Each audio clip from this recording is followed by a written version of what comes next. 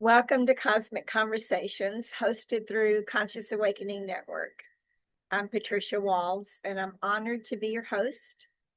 Cosmic Conversations airs every Tuesday, where we share intimate conversations with visionaries, teachers, healers, artists, and forward-thinking souls who are actively shaping this new earth.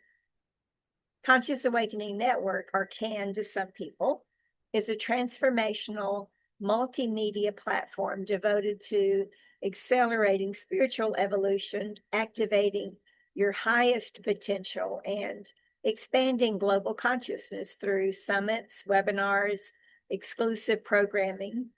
CAN brings together a powerful collection of guides, wisdom keepers, supporting multidimensional awakening and embodied truth.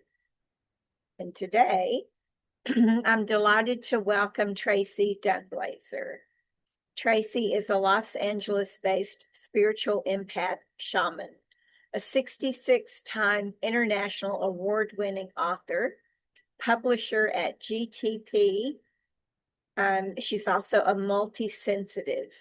Tracee's blend of intuitive information combined with different modalities has provided others with the opportunity to achieve deep healing and success. Tracee is also president of the Coalition of Visionary Resources, the trade organization for MBS businesses.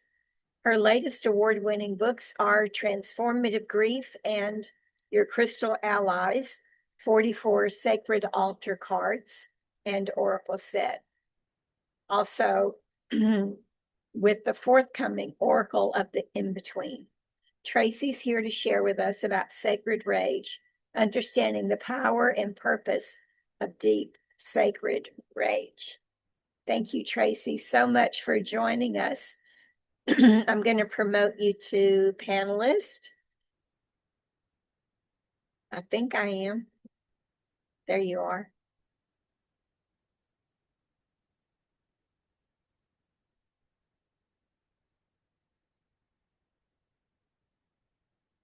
Hi, Tracee. So for those of you that don't know, while she's coming in, Tracee is also one of our presenters at the summits that Conscious Awakening Network promotes, that I host, actually. So Tracee, it's good to see you again. Nice to see you. It's good to be here. Yeah, I love the colors behind you. Thank you. I am a bright colored paint girl. I have been my whole life. I need as bright of colors as I can find. Yeah. I don't know if it's my connection or yours, but you're kind of slow. It shows your connection's fine. So we're just going to go with it. Okay. I can always connect it to my data on my phone as well if we need to. Do you want to do that and see if that Sure. changes your oh, Stacy said it sounds good to her. Yeah. Okay.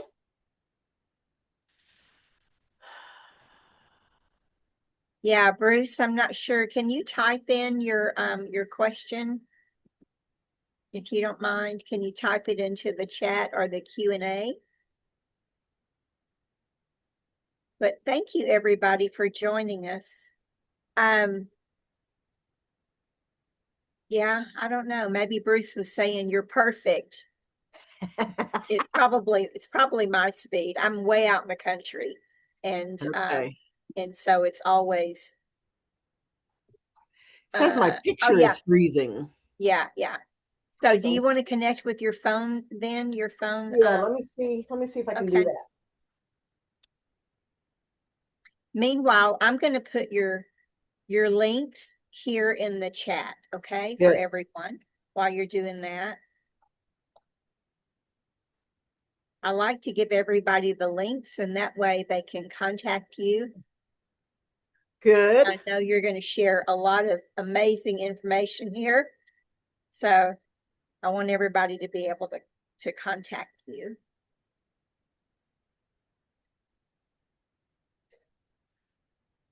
There we go. Thank We you, are everybody, for signing halfway up there. and for coming in. So if you have questions, so Tracee's going to talk to us, right? But if you have questions about what she's sharing, please please put those questions in the Q&A. Yes.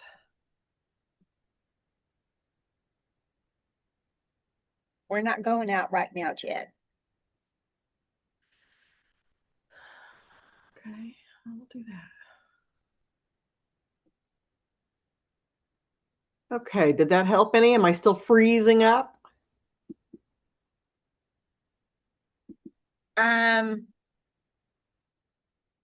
Yeah, a little bit. You are.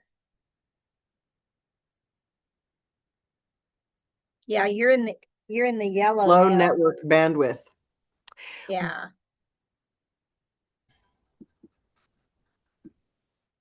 We can hear you. I think that's the important.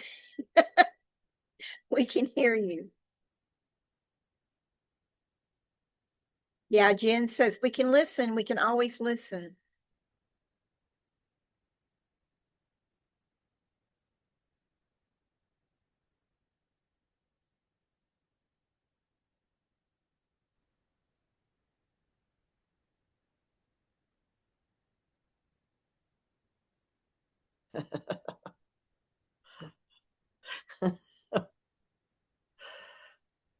one of the 5 times we have rain all year, and it's happening today. Oh yeah. Yeah. Storm can actually, yeah, it certainly can mess with everything. I'm gonna try one other thing. Let's see. Nope. But we all know, everybody here knows how to flow. Yes. We all know how to flow with what's going on, and that Yes, everything we happens for a do. reason. So let's try this.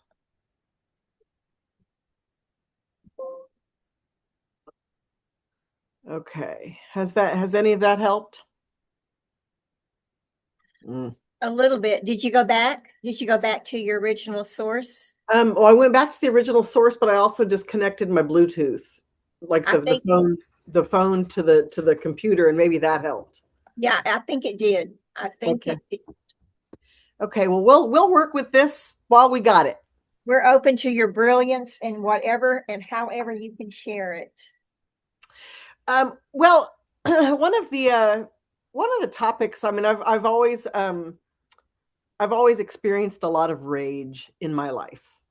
For me, it was a karmic rage that was triggered by like this lifetime experiences, but my experiences in this lifetime weren't the weight that I was carrying. They were the catalyst to begin to address the deep down layers of anger, rage, frustration at being oppressed, repressed.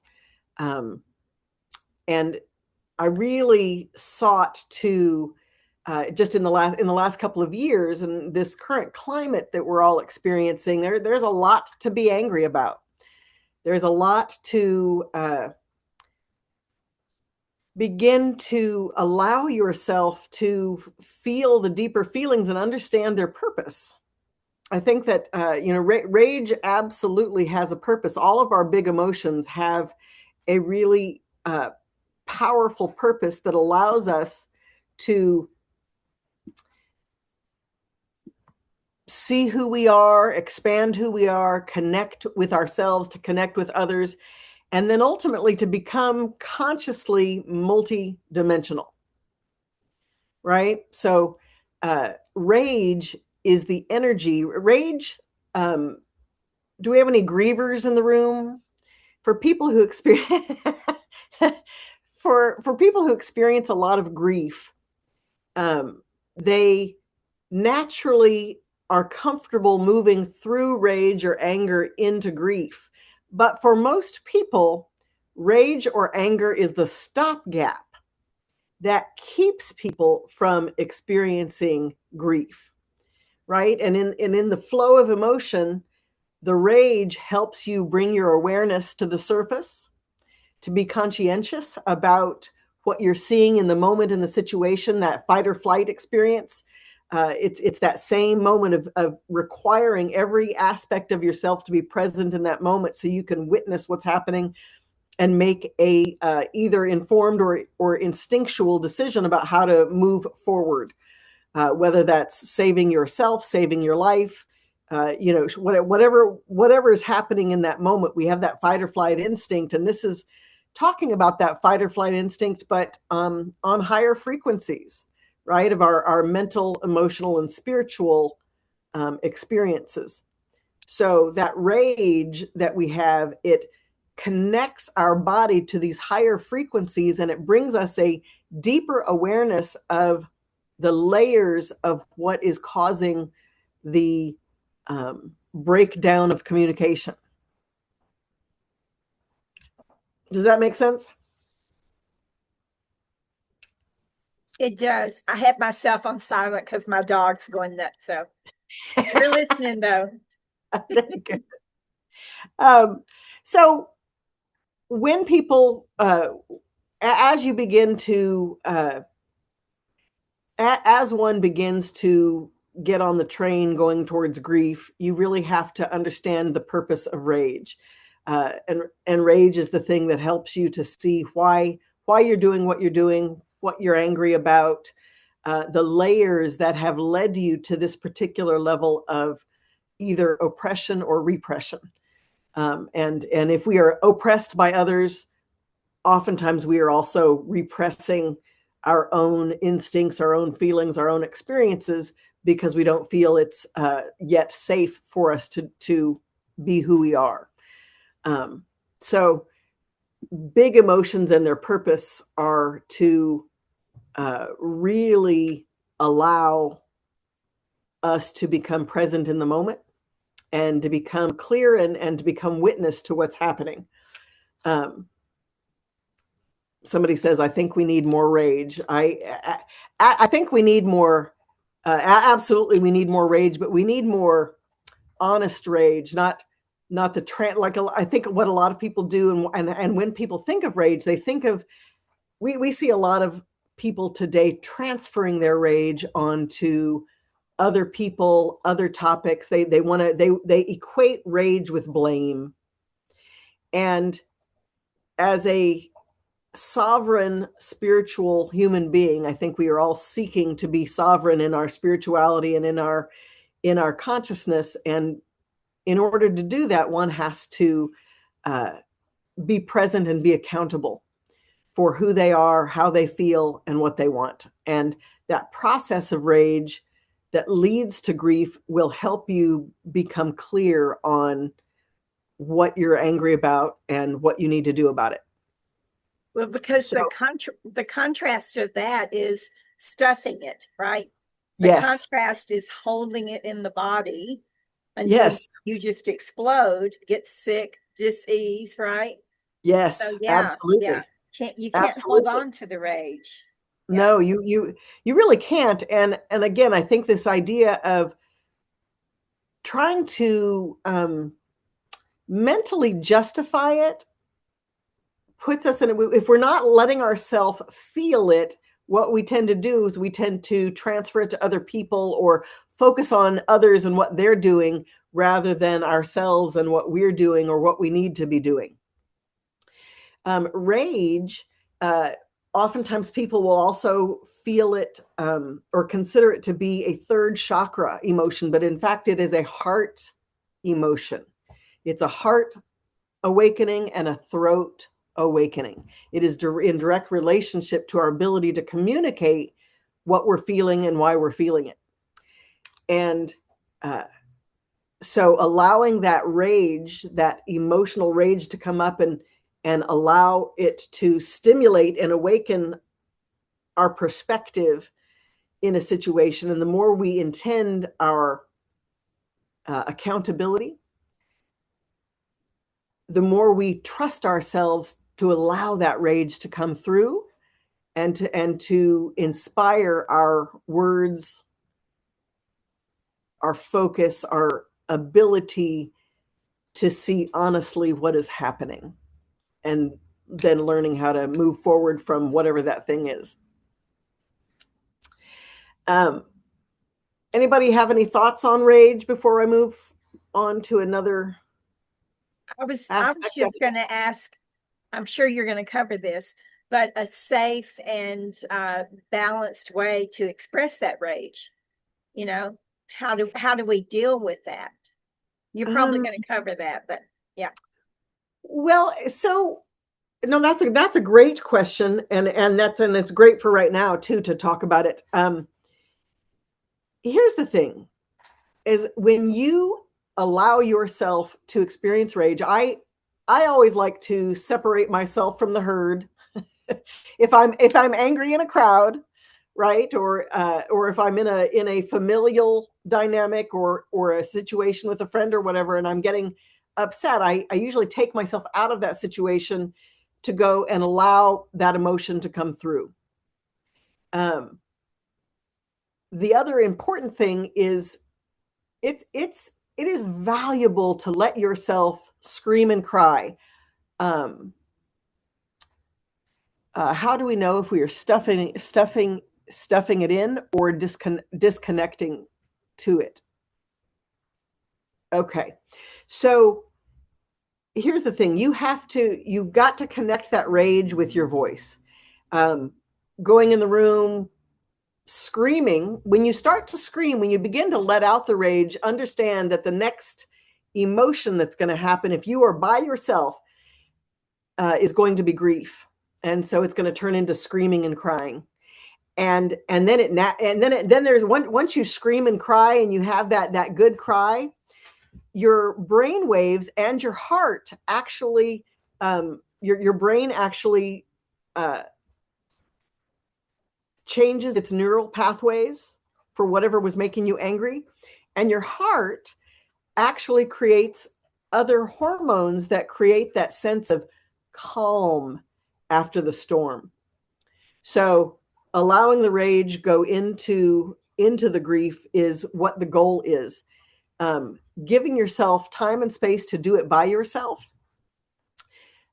is important. The other thing that I find is really important is so when we experience the most rage, it's during our hormonal years. So the childbearing years, the puberty years, as human beings go through their 40s, 50s, and 60s, the emotional rage completely lessens. So there isn't the attachment to the reason why you're mad. What happens is that it becomes less attached, but still rageful. And that process allows you to be able to feel that burst of anger to bring you present in the moment. But it also allows you to be really clear that you're not really mad at yourself or anybody. It's that you are expressing something that is moving you from one idea to the next. Right? So when we talk about being mad, when you talk about being mad at something or someone, you are seeking to be seen, heard, or better understood, or to better understand a situation. Right? In today's world, there are a lot of things to be mad at. You can only focus on the things that you can do to forward you in the situation, to forward you in supporting what your end result, what your end desire is, right? That when you can do that, that's all you can do. And the anger is to bring you into what those steps would be. I'm mad as hell and I'm not taking it anymore. I'm going to make a sign, right? Or I'm going to write that letter or have that conversation or write that email. Your anger is meant to help you become clear on what is really happening and why it's not good for you. Not the anger, but the situation that's happening, right? When you can identify the structure of what is happening that is not in alignment with who you are, it then can clear away and open you up to the next level, which is the idea of resolution. And that's when grief comes in. Grief actually transforms our neural pathways. It actually transforms memory. and it allows us to create a blank space to be able to open to new consciousness, new vibration, new ideas, to help us actually find resolution in what we were mad about earlier. So when you talk about what's a safe way to experience your rage, it's to let yourself. And if you, okay, thank you. And I think another aspect of that is when we think of rage, we think of anger management.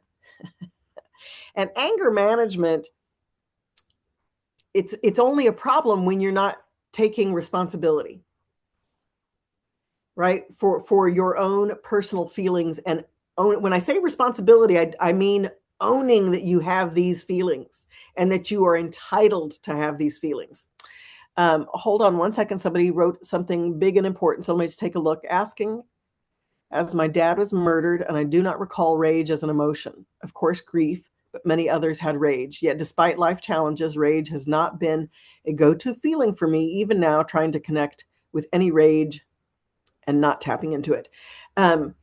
So some people,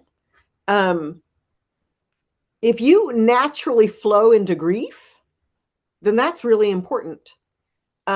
You can go through years and years of grieving to get to a point where you feel comfortable and confident enough to allow the rage that you feel.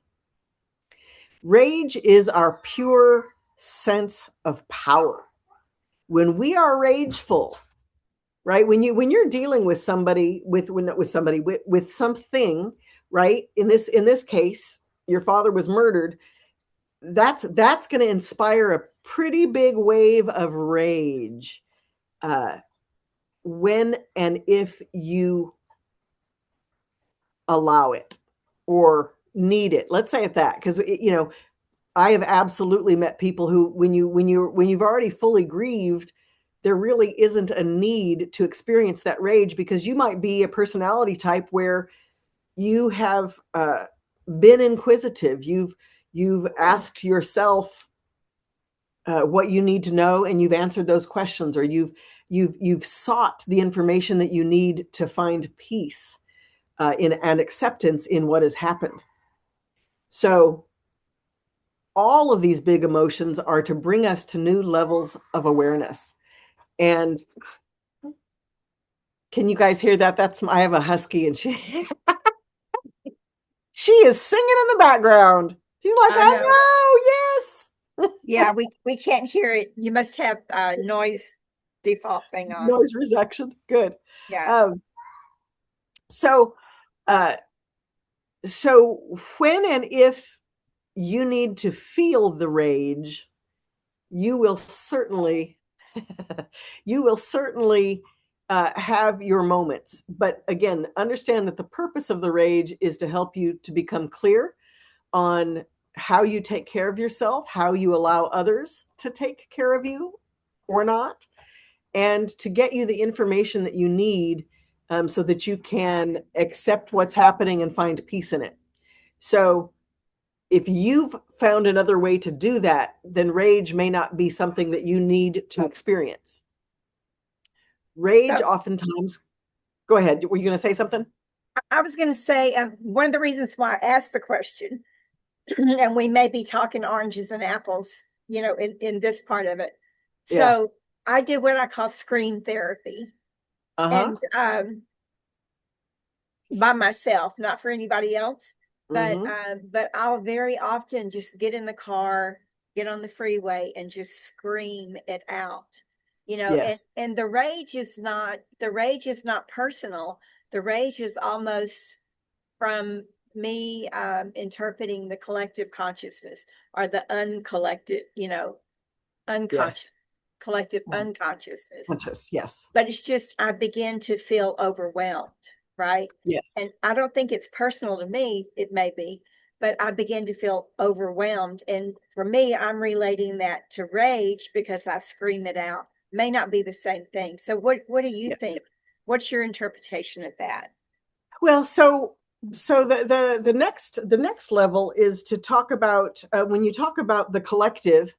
If you're an empath or an ultra sensitive, everybody goes through a time at some point in their life where they will be of service to others, Right. and that means when people when people are victims of crime, or are in a victimized position where they are experiencing some sort of trauma in those moments, oftentimes they are unable to experience their own rage or grief or even feel at all. Sometimes you go into shock.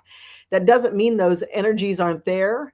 But what happens is that energy goes to the collective where it can be expressed by other people who are ready, willing, and able to do that service.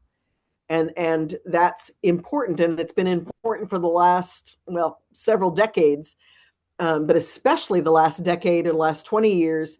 There have been a lot of big transformations where that collective consciousness has to be processed through by people who are able to do it, so that other people can do the work they need to do, right, and not necessarily feel those feelings.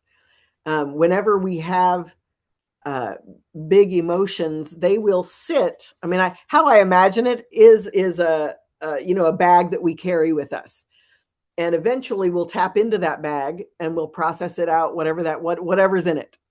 It's finite what's in it, and we'll process it bits and pieces at a time until it's complete.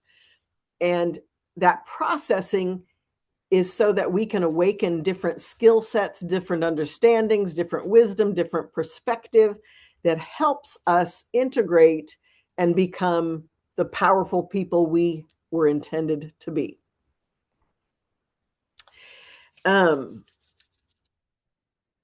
Hold one moment. I was on it. When I see ladies screaming on the freeway, I wonder where we met. That's funny. So yes, the screaming on the freeway is it's a fabulous experience. And in those moments, some people are connected to the work that they do with the collective unconscious. Some people are really within the struggle within themselves. And so those periods of deep process, in however you do it, are helping them to access or awaken different things that they're carrying with them. So there was somewhere that I wanted to go with that, and hold one moment. Let me see if I can pick it back up. Hold that thought. Yeah. For me, when I do it though, it's very clearing, it's very freeing, because I'm not holding that in my body. Yeah. Yes. And so that means that I am not transferring that to other people.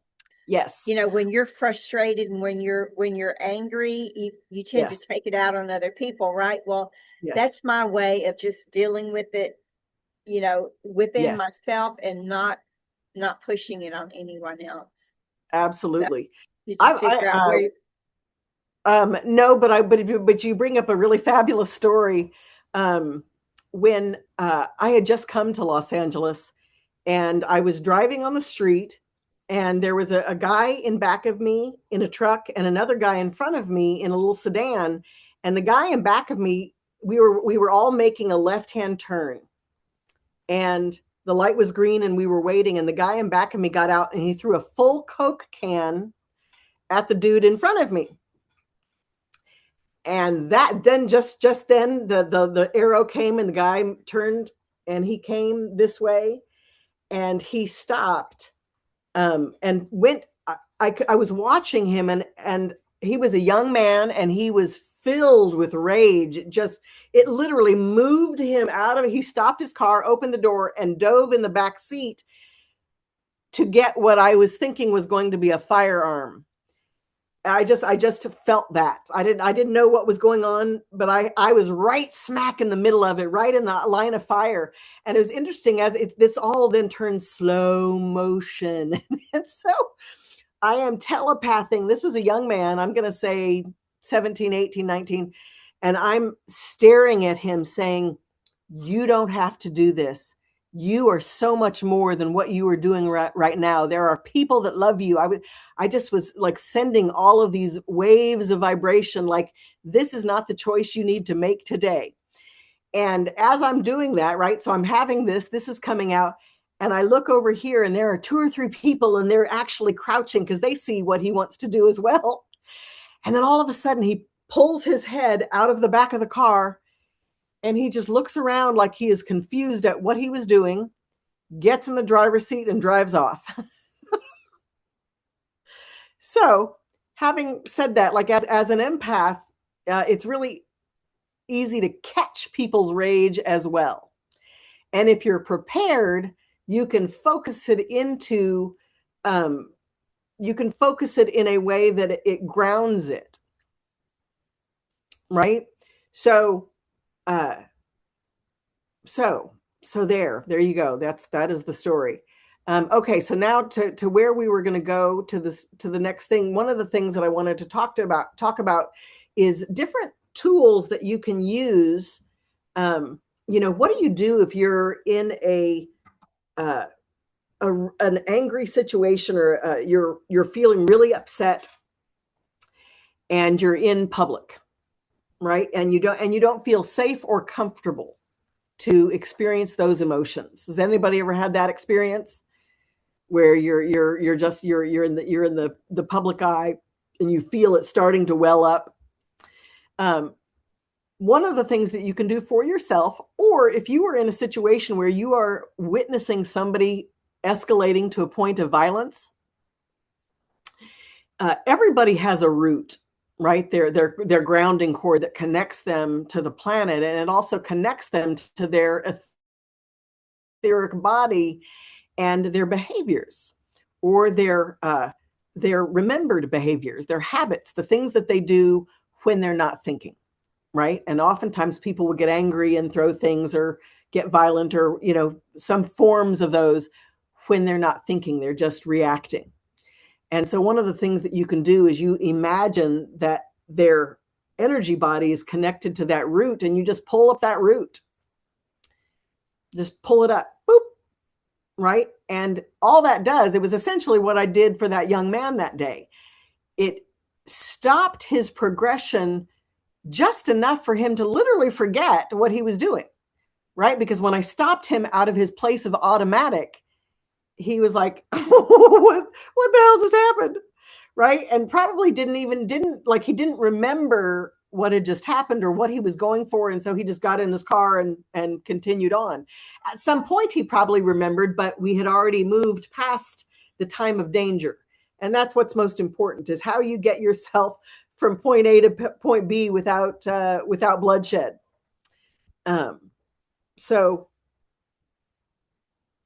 So you can do that for yourself and for others. So that's a really good tool that you can use.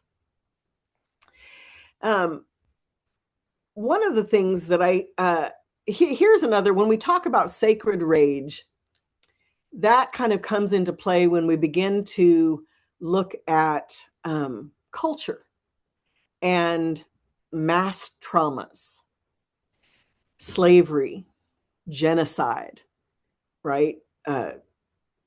Any kind of perpetration of crimes, or crimes against humanity in any way. I'm working on a new book that's going to be focusing on rage. There are going to be 2 aspects. One is focusing on divine feminine rage, which then trickles down to the understanding of the gender roles that we experience that are outdated, right? I believe that we had indoctrinations and teachings, as humanity began to seed the world, so that we could have an understanding of what our feminine self can do and what our masculine self can do, and how we can organize that information and begin to enact it for ourselves. It's our masculine and feminine that make us whole, right? It's the whole package.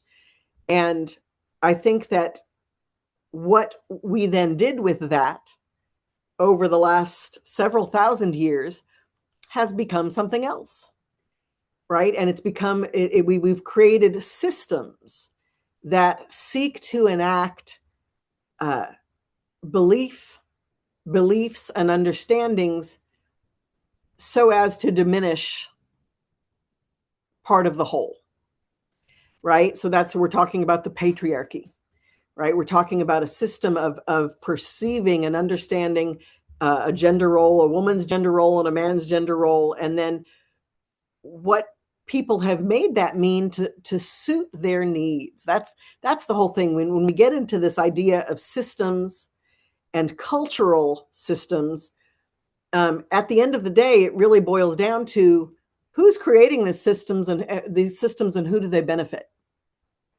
So when one has been oppressed lifetime after lifetime after lifetime after lifetime based on a system that exists, that is another level of karmic rage that then we take out on being a woman, not being a woman, being a man, not being a man, right? We take it out and we experience in regards to our gender, right? And the beautiful part is we're having these awakenings of, gender nonconforming, right? I'm just going to be me, and I see myself as divine, and my masculine and my feminine are, connected, and I love that. And to hell with the rest of you.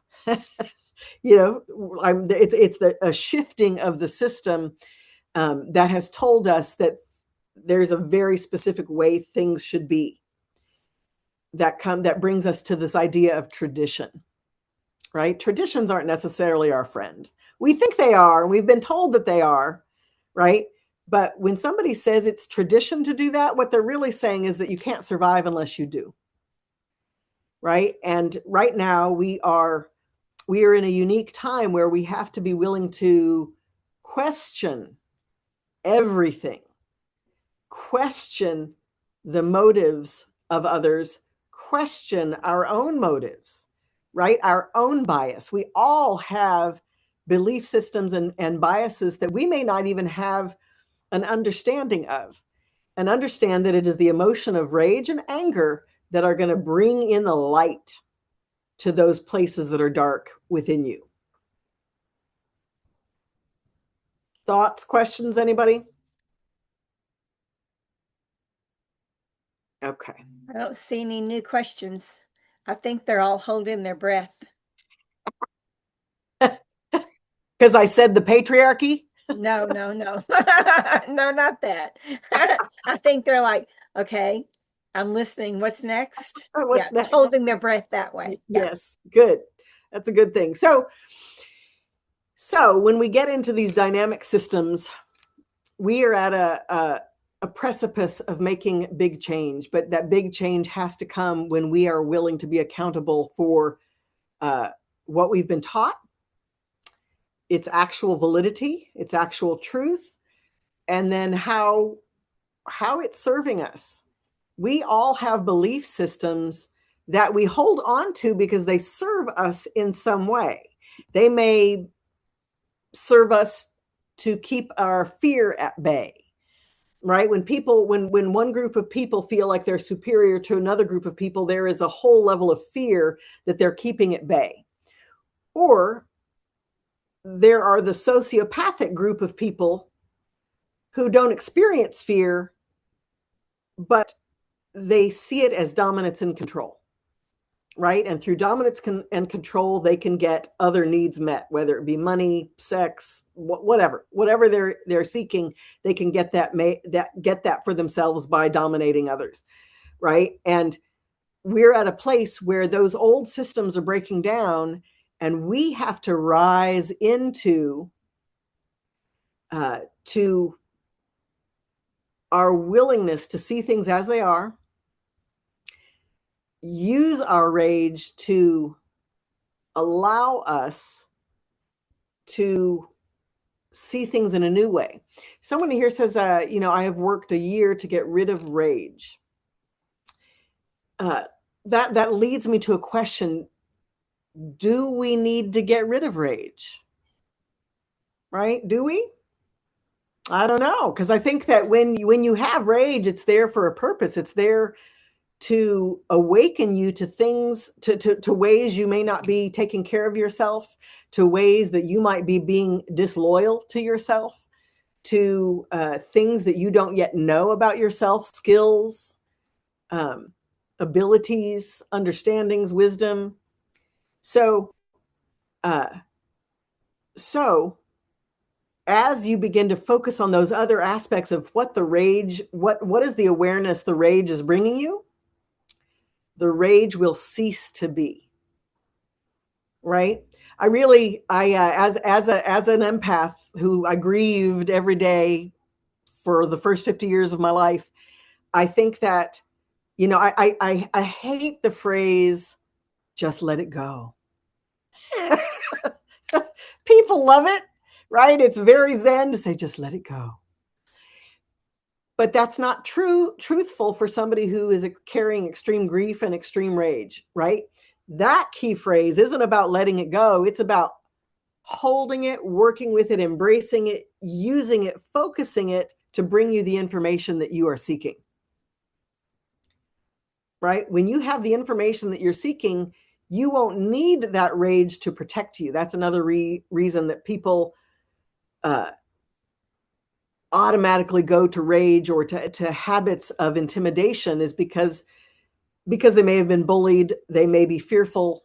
As a woman in our society, we were talking about this other day. Every woman out there has carried her keys in her hands like this on the way to the car, or thought about how we were going to handle a perpetrator.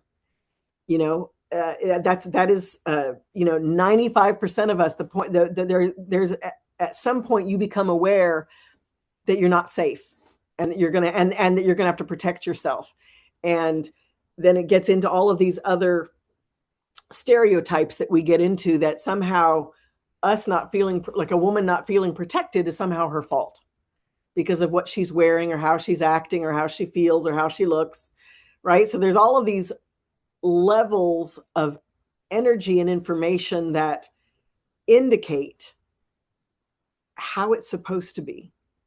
And again, that leads me back to tradition. What is the tradition and why is it valuable? And is it bringing you something holistic to help you integrate into being the powerful being that you're intended to be? So Richard, I guess this was you. So you worked for a year to get rid of your rage, and you said you got rid of it. So put in the comments what you did. Did you use a method? I'm interested in that, and that's great. And what was the most important thing that you got out of it? Like what did your rage bring to you? Give me that in one sentence in the comments, because I am inquiring minds want to know.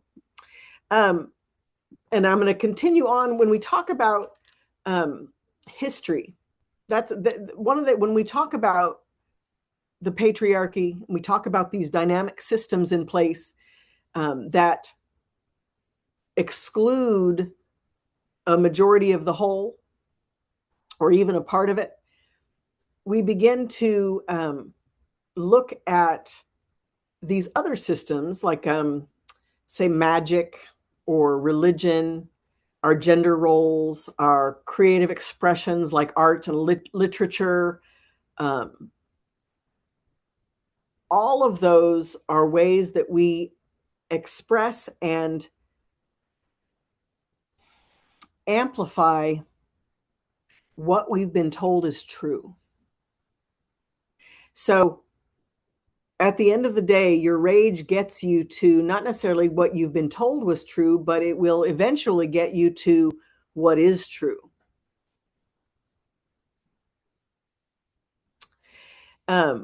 One of the interesting things that I have found, I've just started working on this book, and it has been such an interesting experience, because everyone that I talk to about it, they're like, "Oh yeah, I know what that is."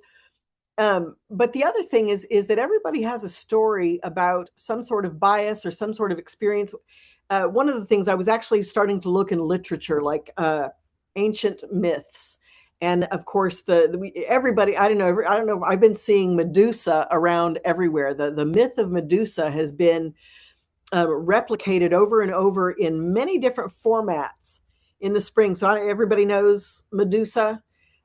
She was a baby in the myth of Athena and her temple, and she was abandoned and left on the steps of Athena's temple. And so Athena took her in, and she began to serve Athena in the temple and do work for her there. And then Poseidon comes in, and he sees Medusa, and he's interested in her. He's attracted to her. He makes bids for her affection over and over again, and she continually tells him no. She's a virgin. That's not happening. And so he rapes her. And then Athena, enraged and feeling that somehow Medusa was disloyal. Now, this is how it was. What it comes down to is this is how it was written for thousands of years from the original Greek. Many English interpretations have, by men specifically, have interpreted it to mean that somehow, in reality, Medusa was a virgin, and she was a piece of property that was in service. She didn't have her own rights. Most women didn't. Athena did because she's a goddess, right? But women at that time didn't. They were all enslaved, and they didn't have their own voice. They didn't have their own rights. So they didn't have the opportunity to be disloyal. They couldn't be disloyal because they didn't have rights. So again, what happens is that Athena curses Medusa and gives her the snake head. And so when she can look at somebody and turn them into stone, and eventually somebody comes and murders her, and blah blah blah. So the interesting thing for me is to be witness to. There was a woman. Her name is Emily Wilson, I believe is correct. I'll have to check my paper to make sure I have her name correct. But she did a complete English translation of the original Greek Odyssey. And she was the first person to ever interpret the words as they were written, using words like enslaved, right? And rape and trauma, right? So there was a bigger message here that over the centuries, we just lost sight of it because we made it this other thing, when in fact it was on record, this profound level of diminishing the power and the message by making it about the gender roles. And when we look to a lot of our creative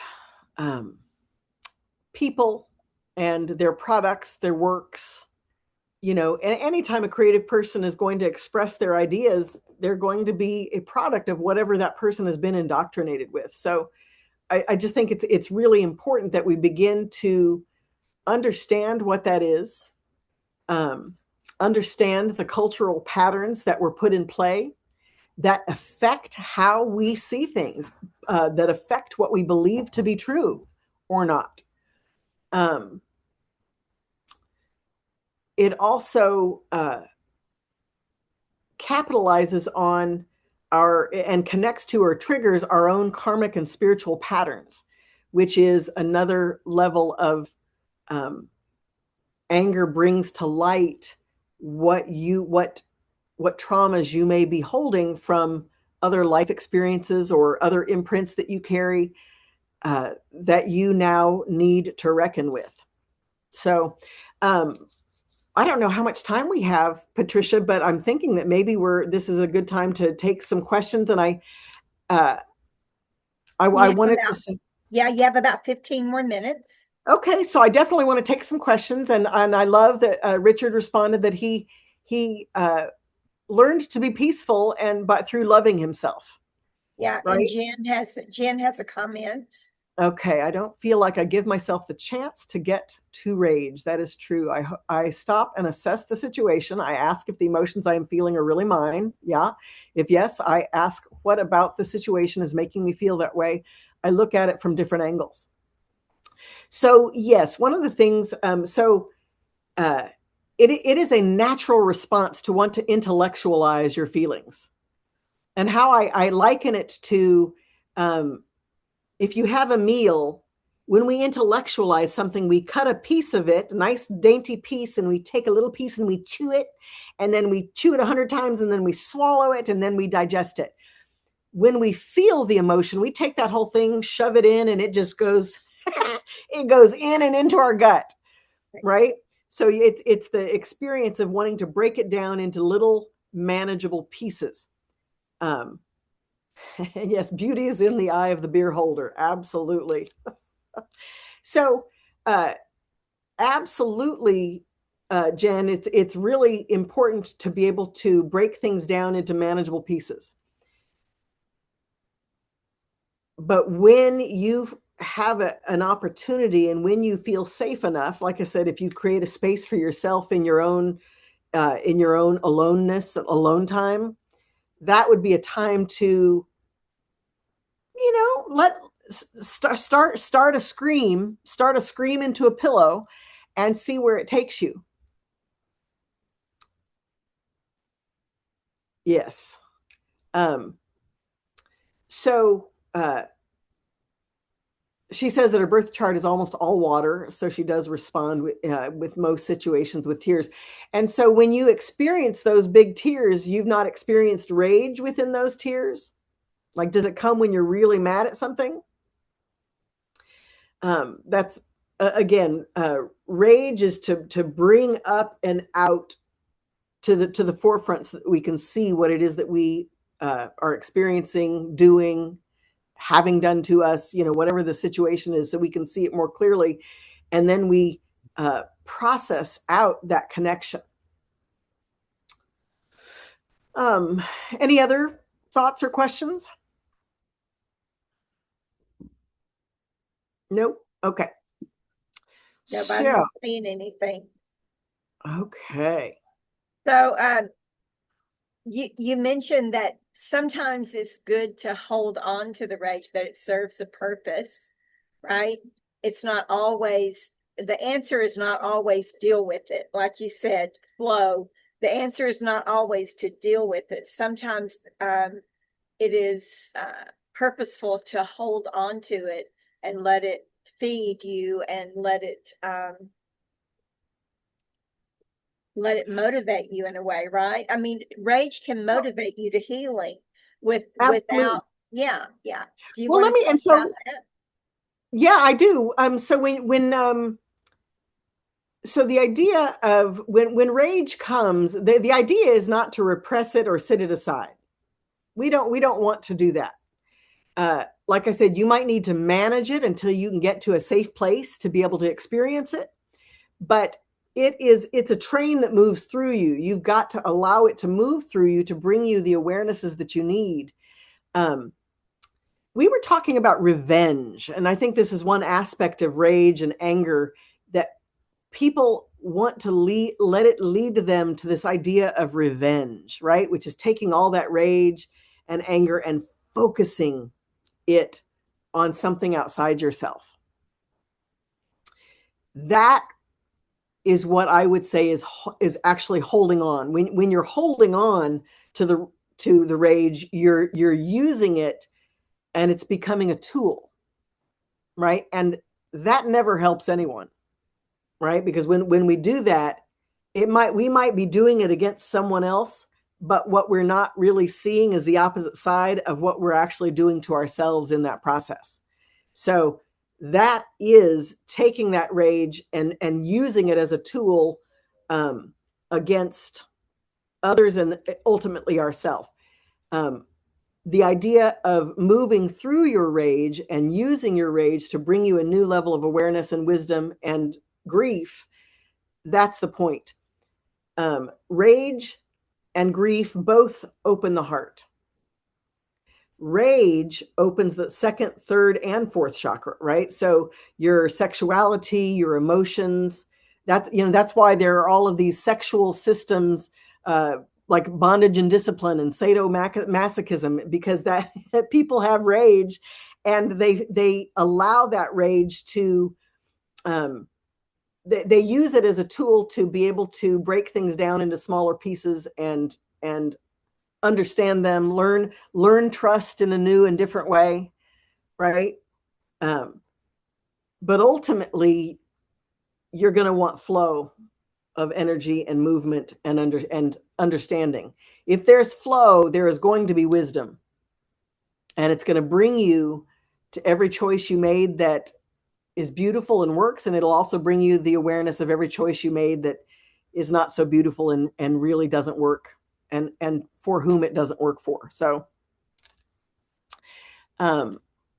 yes, she says, I like that. Bring it up and see where it leads. Yes. And rage is a motivator.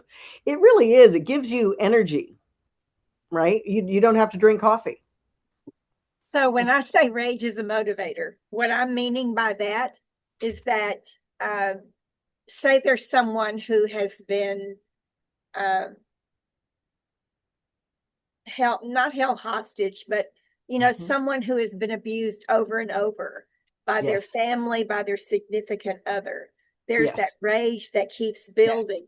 Well, that rage is what motivates you to get out of the situation. Yes. Rather than the opposite, which is just, this is my lot. I'm going to have to deal with it. Instead, you have rage, which says, I'm not going to deal with it. I'm going to move from this situation. So there is a healthy rage, and like you said, there is a rage where you take it out on other people. And we're not talking about that one. Right. We're talking about rage as a motivator to get you out of where you are. Yes. That's what I meant. Yeah. Yeah. And I absolutely agree. And I see that. And that rage is showing you your own personal power.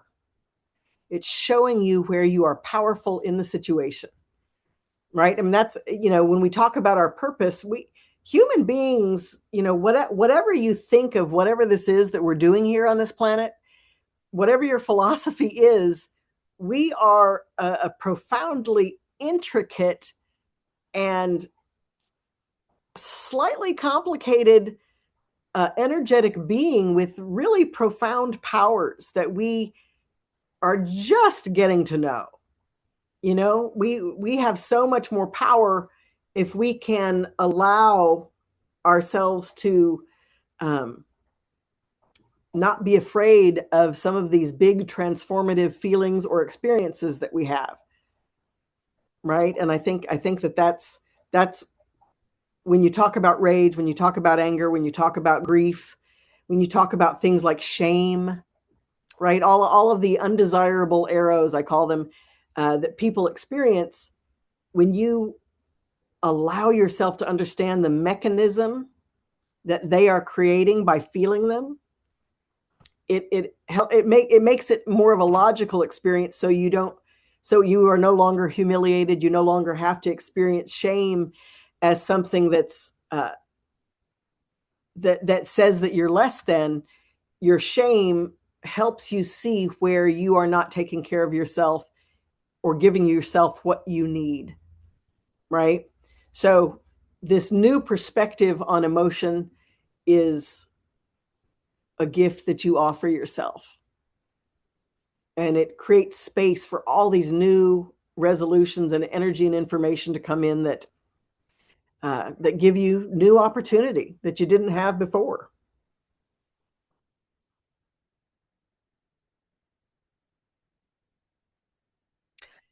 So I think that's, is there anything else that I can do to put a bow on it? I don't know. Can you? I'm sure there is. Well, I guess I'm, any other questions you mean? Okay. Well, questions, but timing, because I can definitely have a couple more things to say. in terms of the topic overall.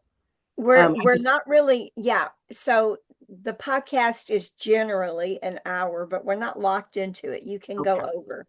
Okay. So yeah, if you have more to share, please do. Yeah.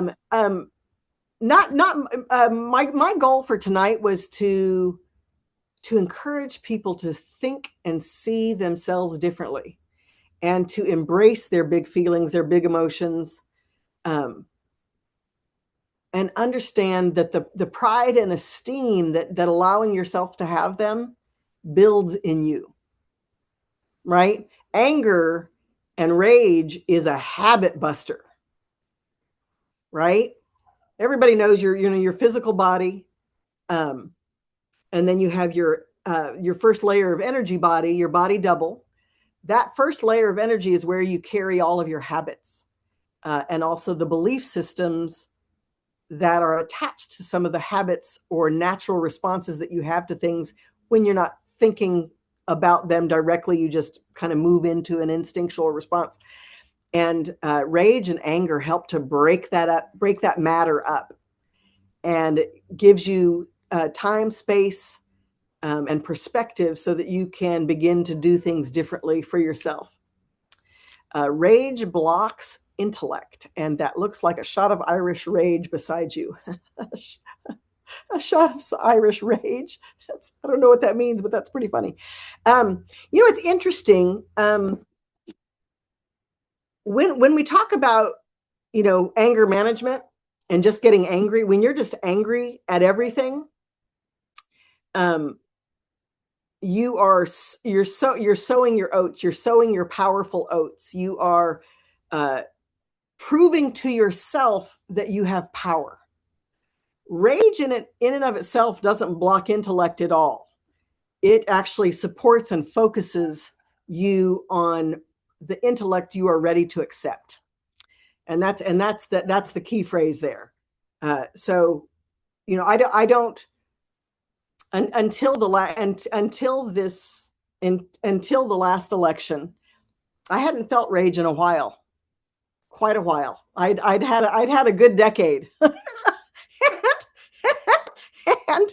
and then I was like, oh my God, what am I going to do with this? And I was, part of the frustration is that I didn't know who I was in it today, in the person I am today, not who I was 20 or 30 years ago, but who I am today. Who am I in this? And what do I do with the rage that I carry? And, how am I going to be with that? And interestingly, this time it made me go within in a different way than I had, and it allowed me to really question who I am, where I'm at, what do I want, what kind of impact, how much energy I have to have an impact. What are the things that I can do to participate to the end result that I'm looking to create on this planet. And but rage was fully there and present. And so every time I felt it, I allowed myself to fully, this time I went in deep and used it. I don't know that, I certainly didn't do that when I was 20.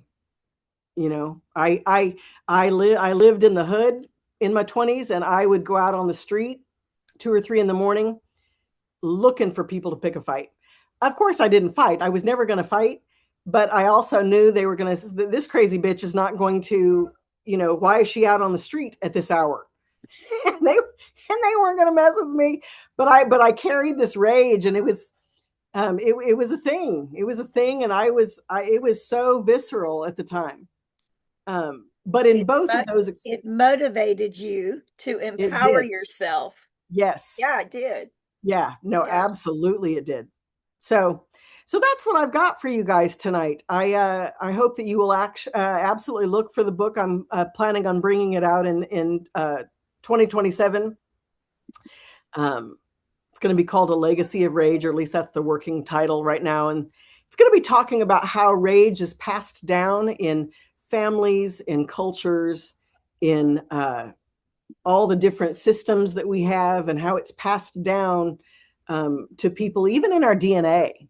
we have proof about how emotions are passed down in our DNA and then what we can do about them. So anyway, keep a lookout for it. Let's see. I didn't have your Amazon link. Let me put your Amazon link here real quick. Okay, great.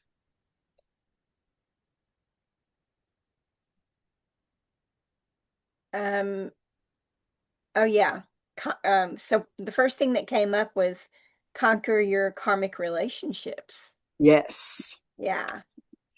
Yeah, That's the first thing. I talk about, it's interesting in Conquer Your Karmic Relationships. I talk a little bit about anger and rage, but I really talk about hatred and the illusion of authority.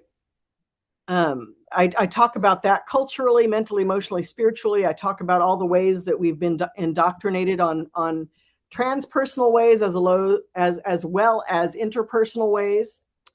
And it's a really important book to read to become to have that mirrored back to you on all the different levels of energy and information patterns that we carry and the information they're intended to bring us. So if someone wanted to work with you, Yeah. What programs are you offering? Are you offering sessions, courses? I always offer sessions. You can get to me at heal.me/Tracee Dunblaizer. So it's HEAL.me/Tracee Dunblaizer. I always do. I do a lot of speaking gigs. So I do things like these webinars. I've been threatening myself to actually do a couple of courses that I've got them prepared. I just haven't sat down and put them in video. So I'm hoping to get that done. Do you guys hear my dog in the back? Oh my goodness, she has not stopped. We can barely hear her, which means that, the sound is working, but she is just so high pitched. It's coming I know, through. Yeah. and it's nonstop. She this is about the time where she puts herself to bed, and she's really upset that she that I'm not there with her. I see you, my love. It's so hilarious. Yeah. So heal.me. I've got I'm actually doing quite a few different, I'm going to be going possibly to Portland, possibly to Omaha. You can find that on my media page at traceedunblaizer.com. I have a new deck of cards coming out, which is very exciting. I'm going to make that. It's going to be my coffee oracle. If you go to #coffee-oracle, that's one of the things I've been doing for 30 years, and so I'm finally making a deck with my coffee oracle. And so that's going to be very fun. That's interesting. Yeah, You do have a deck of cards, don't you? Didn't I see that you have a you have a deck? I've got 3 decks of cards. I've got many of them. I've got your crystal allies. It's a set of altar cards and then 3 books that really delve into working with crystals and how to work with crystals and to really recognize the deeper relationship that you gain when you begin to work with them. Yeah. It's like a friendship, So that Oracle of the In-Between is my most recent. It came out last year. Check that one out. I worked with Yasmin Westwood. She's an amazing, very prolific artist. And we came up with a really beautiful deck talking about basically the transition from being here and getting there. Everything that happens in between is the transition. So interesting enough, you were a presenter at the end of December at the Gateway Summit. You were a presenter. And your topic was connecting with the in-between, I believe. Yes. Yeah. Yeah. So yeah, it's real. And the cards are really, I don't know, they really are, when I wrote them, I published them, she and I collaborated on the art, but when I read them, I don't remember any of it. Like I'm just like, wow, that's good.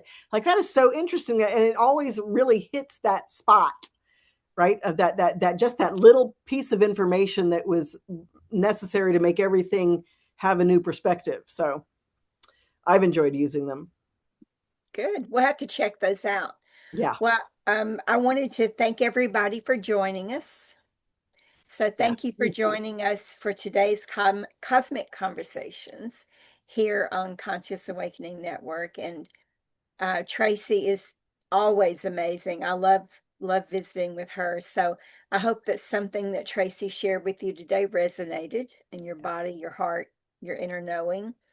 Not just as information, but as remembrance. So if you'd like to continue your journey with Conscious Awakening Network, I invite you to explore our upcoming summits. We have one this coming weekend called Field Frequency and the Body. It's all about healing. We have 12 amazing presenters. We have free webinars. We got one on May the 2nd about UFOs and that sort, otherworldly beings. And if you feel called to deepen your connection through energetic alignment, our founder is always available, Sheila Seppi. She also has the Monday night transmissions every Monday that you can register for. So I'm Patricia Walls, and this has been Cosmic Conversations on behalf of Conscious Awakening Network. And thank you. So our next Tuesday, our guest is going to be Beck Capel. And Beck is a dear sister of mine in Australia who is an artist and an intuitive. So I look forward to seeing all of you next week. And Tracee, again, thank you so much for being patient with our questions. And No, I love there were it. some great conversations that happened. Yeah, absolutely. Thank you, everybody, for being here and participating. I love it. Yeah. Good night, everyone. Good night.